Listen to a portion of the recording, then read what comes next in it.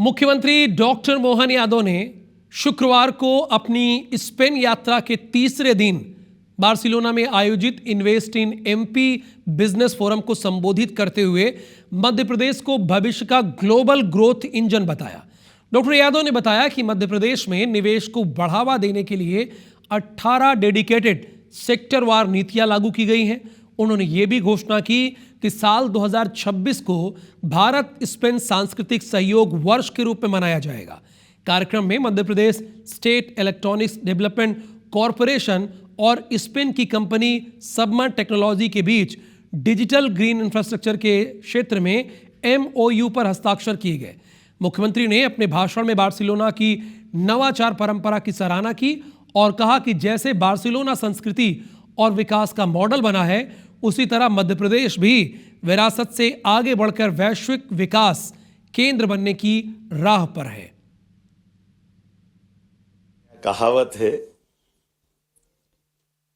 हंडी के चावल सबको नहीं देखना पड़ते, एक आध दबा लो तो मालूम पड़ जाता कि ये पक गए।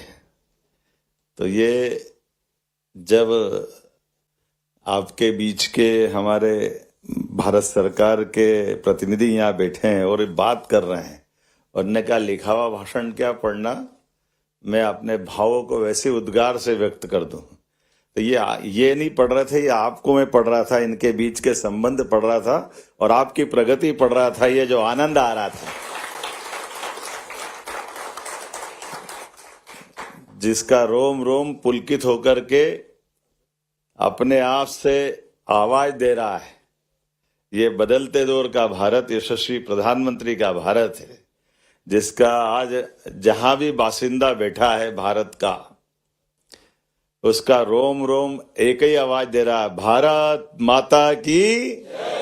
ये जो उत्साह उमंग है, ये जो आनंद है, ये मस्ती है, हम तो ये बात सही है कि कई किलोमीटर, कई सौ किलोमीटर दूर और आपकी तरफ देखता हूं तो कई सौ साल की तपस्या के बाद कई कारण से कितने समय हो गए होंगे अपनी मातृभूमि से दूर आकर भी, लेकिन हमारे हाथ में तो परमात्मा ने यश दिया भारतीय लोगों की, जो जहां चाहे वहां स्वर्ग बना देते हैं, उसका आनंद ला देते हैं। यही भारतीय लोगों की पहचान है।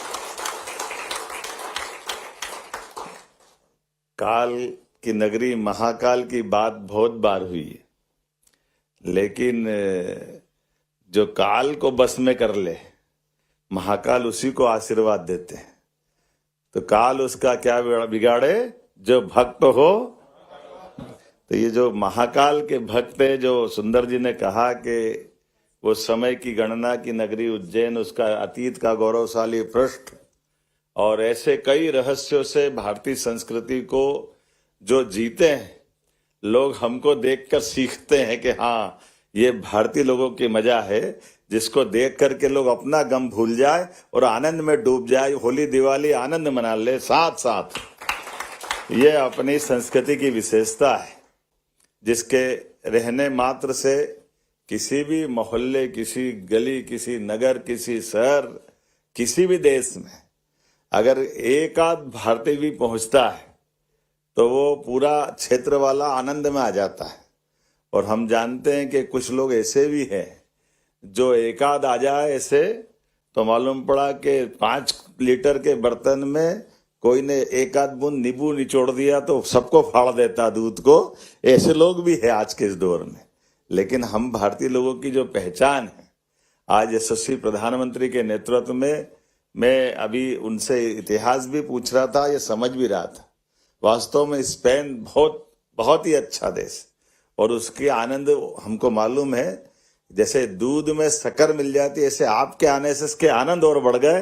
ये एहसास हो रहा कि हाँ, भारत के लोग स्पेन के अंदर भी, बार्सिलोना में भी जो आनंद बढ़ा रहे हैं, ये हमारे लिए कुल मिलाकर के भारत की संस्कृति को जानने समझने वाले लोग जो भारत को जीते हैं, उनसे ही मालूम पड़ता है।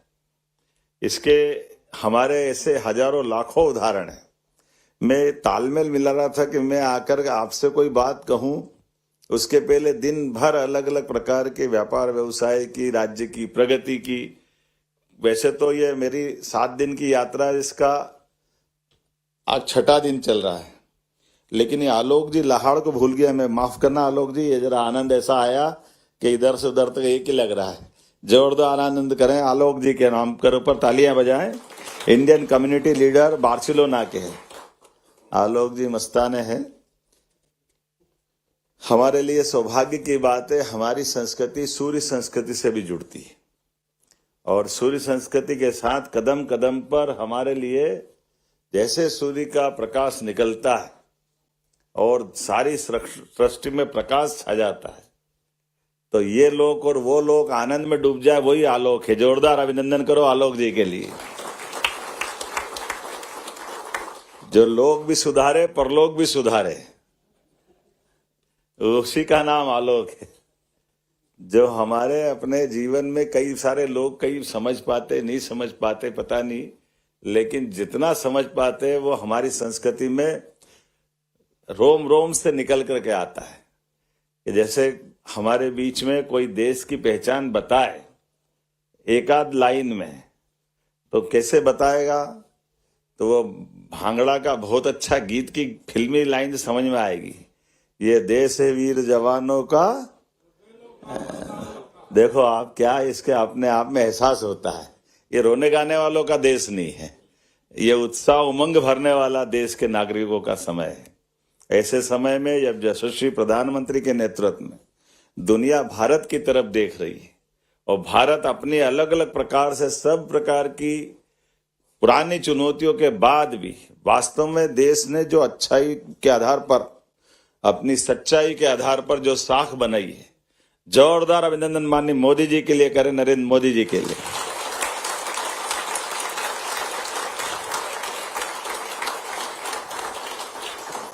मैं कल आज ऐसे कई जगह अपने देश के विशेषताओं के साथ बात करने के लिए चर्चा कर रहा था, अपनी विशेषता बताने की। अब मेरे से ज्यादा तो आप बता रहे हो उनकी सारी बातों का, और वाकई अद्भुत भी है। लोग दांतों तली उंगली दबा लेते हैं कि ये भारत वही भारत है क्या जो हमने कहा कि जियो और जीने दो की बात कहता है, तो करके कैसे दिखाता है। यूरोपीय यूनियन के देश कितने हैं, 40 से ज्यादा है, कितने हैं, और सबकी आबादी जोड़ लो तो आबादी 74 करोड़ के आसपास बताइए, शायद मैं सही हूं, है ना। और ऐसी इतनी बड़ी आबादी में उस देश की विशेषता, अगर भारत से इस बात को देखो कि हाँ भारत वो देश है जो 80 करोड़ नागरिकों को अपने खुद के भंडार से सबके लिए अन्न की व्यवस्था कर रहा है, भोजन की व्यवस्था कर रहा है। ये हमारी अंदर की ताकत दिखाई दे रही है कि हमारे आज बदलते दौर में भारत की आर्थिक प्रगति की बात देखो तो सारी दूर में दुनिया में कहा 2014 के पहले भारत 11वें नंबर पे था, और अभी मैं भाषण दे रहा हूं तब तक 4थे नंबर पे है। और ये माननीय मोदी जी की चुनाव का ये संपन्न होगी यात्रा, तब तक भारत 3रे नंबर पे पहुंच जाएगा। ये कम बड़ी बात नहीं, जोरदार अभिनंदन करो। ये बदलते दौर का भारत सारे प्रकार की व्यवस्थाओं के बीच अपने नागरिकों के साथ जुड़ करके, जो अपने 8 करोड़ के आसपास नागरिकों, मुझे मालूम पड़ा कि यहाँ के लिए भी अपन बात करें तो ये आपके विरासत से विकास के लिए स्पेन का बड़ा गौरवशाली अतीत बताते हैं। बड़ी सौभाग्य की बात भी है कि कल्चर से भी प्रेम करते हैं स्पेन के लोग, और अपनी वर्तमान के विकास के लिए, नवाचार के लिए नई प्रकार की व्यवस्था के साथ जीते हुए। लेकिन अगर इस पूरे मामले में देखें तो विरासत से विकास की ओर तो हमारे बहुत सारे एक जैसे विचार, एक जैसी अपनी राजनीतिक यात्रा के वो सब इथिक्स भी जुड़ते हैं। जब हमको विरासत से विकास की बात करते हैं तो इसीलिए तो भारत भी कहता है कि कुछ बात है कि हस्ती मिटती नहीं हमारी। इकबाल क्या कह रहे हैं, यही तो कह रहे हैं कि हाँ हमारी अपने अंदर की अच्छाइयां ऐसी है। यूनान, मिस्र, रोम, बड़े बड़े देश मिट गए जहां से, लेकिन कुछ बात है कि हस्ती मिटती नहीं। ये जो हमारी अंदर की अच्छाई है, हम तो जीने के लिए भी इसी परमात्मा को यश देते हैं कि परमात्मा करे कभी कोई ऐसा हमसे जीने का कोई प्रश्न पूछे तो हम हमेशा जीने के लिए दूसरे की भलाई में अपना जीवन लगाने वाले लोग, अपना आनंद बांटने वाले लोग हैं कि हाँ, हम जीने के लिए किसी की मौत के जवाबदार नहीं हो सकते, हम तो जीने के जवाबदार हैं। इसीलिए फिल्मी एक फिर गाने की लाइन याद आती है कि जोत से जोत जगाते चलो, प्रेम की गंगा बहाते चलो। ये हमारे अपने केवल बोलने के भाव नहीं है, ये हमारे जीवन पे उसको धारण करने के भाव है। और इसीलिए जब मैं आपसे बात करने आया हूं तो अपने मध्य प्रदेश की विकास की बात भी हमारे बीच में से आपने कुछ संक्षिप्त अलग अलग इसकी फिल्मों की रचनाओं के आधार पे भी देखा होगा कि मध्य प्रदेश देश का मध्य तो है ही, लेकिन आपका भी इस देश के साथ, प्रदेश के साथ वही संबंध है जो मेरा संबंध है। आपके साथ उस रिश्ते को, आपके साथ उस गहराई को बांटने भी आया हूं, और ये भी बांटने आया हूं कि हाँ, हम हमारे क्षमता से, योग्यता से, आपने गुजारे प्रत्येक समय के साथ उस सारी कठिनाई के आरों अवरों से आपने अपनी जो पहचान बनाई है यहाँ, क्योंकि ये बात सही है कि हमारे बीच में से मुट्ठी भर रेत से जो सुख की कामना होना चाहिए, रेत में भी जंगल में मंगल करने का काम हमारे सारे अनिवासी भारतीयों ने किया है, जो अपना घर छोड़ के यहाँ आए, और अनजान जगह पर अपनी साख बनाना, ये पहचान बनाना, और अपनी पहचान से वो भारत के लिए भी एक तरह से केवल वो एम्बेसडर नहीं है, आप भी राजदूत है भारत के, जो जहां भारतीय खड़ा है वहां से वो अपनी पहचान बनाता है। इसलिए आज के इस बदलते दौर में भारत जब एक वैश्विक ताकत की तरफ भी बढ़ रहा है, आर्थिक महाशक्ति की तरफ भी बढ़ रहा है, और भारत का बढ़ना किसी के लिए कभी चुनौती नहीं हो सकता है।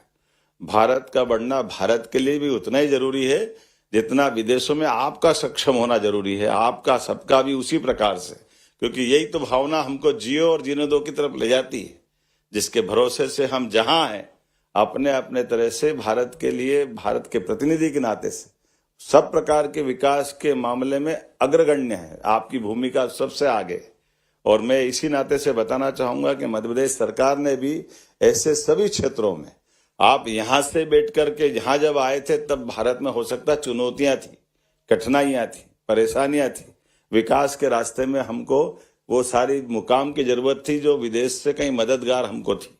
लेकिन आज बदलते दौर में भारत सहित सभी राज्यों के अंदर माननीय मोदी जी ने वो सारी अनुकूलता बनाई। कई सारे ऐसे प्रयोग भी हो गए जो मेरे बारे में बता रहे थे। मैं अभी हाल यहाँ कल से तो स्पेन पे हूँ, लेकिन ये बात सही कि मुझे फल की दुकान वो तो नहीं मिली जहाँ मैं डिजिटल पेमेंट कर दूं, लेकिन वहाँ फल ठेले सब्जी वाले क्या मिल रही है। ये बदलते दौर का भारत है, ये जो टेक्नोलॉजी को अपनाने के लिए कितनी तेज गति से। अभी एक ही बात बताइए, केवल हमने अपने छोटे से छोटे आदमी को डीबीटी नहीं कर रहा है। यहाँ मैं अगर निवेशकों के बीच में भी बात कर रहा हूँ तब ये बात बता रहा हूँ कि मध्य प्रदेश ने अपनी एमएसएमई की, हेवी इंडस्ट्री की पिछले 5 साल, 7 साल, 8 साल तक की भी देनदारी करना थी, जिसको हमारे कमिटमेंट के आधार पर इंडस्ट्रियां लगी थी मध्य प्रदेश में। तो हमने कहा कि हाँ, हम आपको इस प्रकार से ये छूट देंगे, और छूट भी नगद में देंगे। और नगद में भी कैसे देंगे? डीबीटी के माध्यम से, जैसे गरीब से गरीब आदमी के भी उसके हक के पैसा सीधे डीबीटी से उसके खाते में जा रहा है। ऐसे लगभग 1.5 साल हुआ हमारी सरकार में, लेकिन हमारी सरकार के माध्यम से 5,200 करोड़ का पैसा उनके खाते में डालने का मध्य प्रदेश ने अपना रिकॉर्ड बनाया। सीधे सीधे हमारे भरोसा करने वाले लोगों के बीच में कोई नहीं है। किसी ने कहा बिजली की सब्सिडी का 300 करोड़, तो उसको 300 करोड़ दिया। किसी ने कहा आपने कमिटमेंट किया था इस टैक्स की छूट का, तो उसका टैक्स छूट देने का प्रयास किया। जो अभी आपने कहा कि जमीन जो लगभग किसी भी प्रकार की इंडस्ट्री लगाने के लिए मध्य प्रदेश ने अपने लैंड बैंक में पर्याप्त लैंड बैंक इकट्ठा किए, और लैंड बैंक के आधार पर हम अपनी इंडस्ट्रियों के लिए न केवल उनके विकास के सारे पैमाने पूरे कर रहे हैं, बल्कि उनकी जो जो जरूरत है उसकी तुरंत पूर्ति कर रहे हैं। पिछली बार तो मैं विदेश में कहाँ गए थे राघवेंद्र सिंह जी, किसी ने जमीन मांगी थी अपने, हम तो विदेश में ही थे, हमने ऑनलाइन सारी पेपर प्रक्रिया करके जाने के पहले उनको कागज का लंदन में उनको अधिकार पत्र दे दिया कि अब हमारी आपको जो फैक्ट्री लगाना वो यही है, जमीन का अधिकार पत्र दे रहे हैं आपको, हमको दोनों को भारत जाने की जरूरत भी नहीं। मध्य प्रदेश भी जाए बगैर यही दे दिया, जैसे अभी हाल हमारे उच्चायुक्त जी ने बताया है। क्या हमने यहाँ एमओयू कर लिया, क्योंकि जब अपने ही तो कहते कि तुरंत दान महाकल्याण, करनी है तो तुरंत ही करो, काहे की देर करना है। अच्छा शुभ से शीघ्रम, अपने लिए तुरंत करो जो करना, उससे अच्छी क्या बात।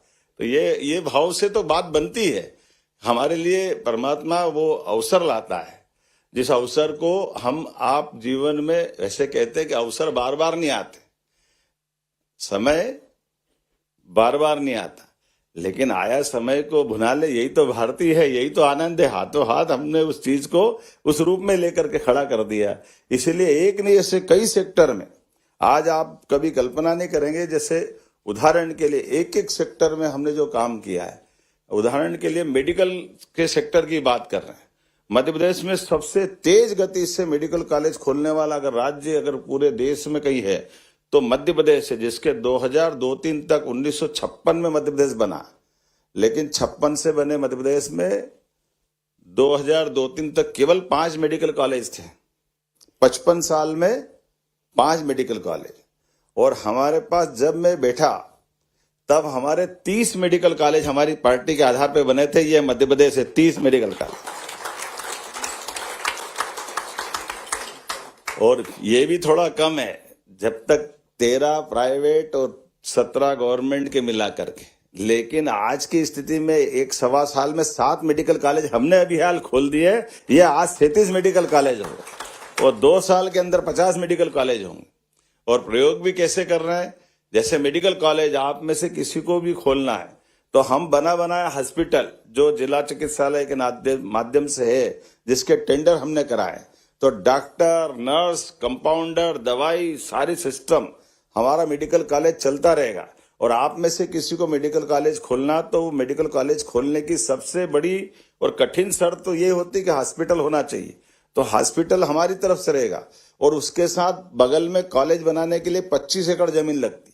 तो 25 एकड़ जमीन केवल 1 रुपए में हम देने को तैयार है, और हॉस्पिटल फ्री में चलाने के लिए देने को तैयार। केवल 1 रुपए में आप अपनी जमीन लेकर के आप मेडिकल कॉलेज बनाइए, 2 साल तक उस हॉस्पिटल का उपयोग कर लीजिए। आप अपने बलबूते पर 2 साल में जो फीस लगने वाली है बच्चों के लिए, कभी आप कल्पना करना कि मध्य प्रदेश और देश माननीय मोदी जी के नेतृत्व में कैसे बदल गया है। बच्चे भी पूरे देश के अंदर मेडिकल कॉलेज में जो मेधावी बच्चे हैं, जो 12th में 75% से ऊपर नंबर लाए और नीट में वो नंबर तो लाए, लेकिन मेडिकल कॉलेज की, सरकारी मेडिकल कॉलेज की फीस तो 5-7 लाख रहती है, लेकिन प्राइवेट मेडिकल कॉलेज की फीस 60 लाख, 70 लाख, 80 लाख, जरा ज्यादा होती है। ऐसे में वो बच्चा गरीब है और उसके पास पैसे नहीं है। तो हमने कहा कोई बात नहीं, हमारे अपने राज्य के अंदर डॉक्टर तो बनेगा, तो हमने ऐसे सारे बच्चों की पूरी फीस सरकार से भरने का निर्णय लिया कि हम भर देंगे फीस, लेकिन डॉक्टर बनाने वाले। इसके एक पंथ 2 काज हो रहे हैं। वो टैलेंट वाला बच्चा अगर डॉक्टर बनकर के तैयार हो रहा है तो ये हमारे लिए सौभाग्य की बात है। उसकी MBBS की डिग्री हो रही है, वो एक तरह से मानवता की सेवा करेगा। और फिर हमने उसकी फीस के बारे में भी कह दिया कि ये भी केवल एक तरह से एजुकेशन लोन टाइप है, उसके मन पर दबाव नहीं होना चाहिए कि हमने फ्री में पढ़ाया। जब वो वापस डॉक्टर बनने के बाद नौकरी करने की सोचेगा तो सरकार उसको 5 साल लगातार काम करने का मौका देगी कि बेटा अब तू पैसा चुका देना, कोई बात नहीं, अगले तेरे भाई को फिर मौका मिलेगा। ये लगातार क्रम चलता रहेगा, ताकि हमारे बीच में ये जो अच्छाई की बात है। और इतना ही नहीं, कल जैसे हम इंडिटेक्स की उस फैक्ट्री में गए थे, उनके अच्छे नियम उनने बताए कि हमारे लिए आजकल ये जो खासकर उत्पाद, मुझे लगता है टेक्सटाइल की बड़ी, वो अपने आप में बड़ी कंपनी है, और उस बड़ी कंपनी ने कई सारी बातें सोच के चली। उन्होंने कहा भाई अब ग्रीन एनर्जी भी गया जमाना के, कोयले से खोद करके बिजली बनाना, उससे पर्यावरण खराब होता है, खदानों में मजदूर डूब जाते हैं, बहुत सारी तकलीफें बढ़ती है। तो ग्रीन एनर्जी की बात है। उन्होंने कहा आप, और कब तक, उन्होंने कहा इससे हमने सर कंपनी में तय किया कि 40 तक वो सब चीजों से छूट जाएंगे। हमने कहा 40 किसने देखा। हमारी सरकार ने निर्णय किया कि 32 लाख किसान हमारे यहाँ है, 30 लाख रेगुलर किसान है, 2 लाख हमारे अस्थायी टेम्परेरी कनेक्शन वाले किसान है। हम 3 साल के अंदर सभी किसानों को बिजली के सोलर पंप देकर के बिजली के झंझट से मुक्त करा रहा हूं। और सोलर से भगवान सूर्यनारायण का इतना प्रकाश है अपने राज्य के ऊपर कि वो अपनी बिजली खुद उत्पन्न करे और अपने आप में ग्रीन एनर्जी से अपने खुद के सोलर पंप चला ले, घर की बिजली भी चला ले। तो एक तरह से ये ऐसे कई wind energy, solar energy, pump storage और इसके माध्यम से पूरे देश में आपको जानकारी इतना ही देना चाहूंगे, आज की स्थिति में मध्य प्रदेश में बिजली सबसे सस्ती पूरे देश में कहीं बन रही है। तो मध्य प्रदेश में बन रही, बल्कि दिल्ली की मेट्रो की बिजली भी अगर जा रही है तो मध्य प्रदेश से होके जा रही है। मुझे इस बात की प्रसन्नता, उसकी ट्रेन चलाने में भी करंट मध्य प्रदेश से लग रहा है।